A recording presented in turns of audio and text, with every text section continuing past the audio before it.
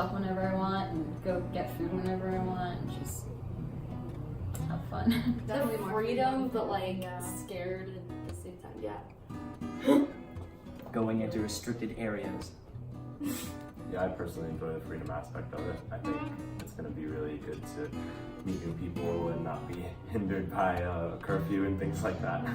And being able to have like a new social life that you didn't have when you were a kid. I think just kind of figuring it out, which sounds awful, but figuring it out is gonna be kind of fun, but also the chance to live on my own and figure out what it's like. And also cooking. I feel like that's gonna be a lot of fun. I love to cook already, so doing that in my own place would be fun.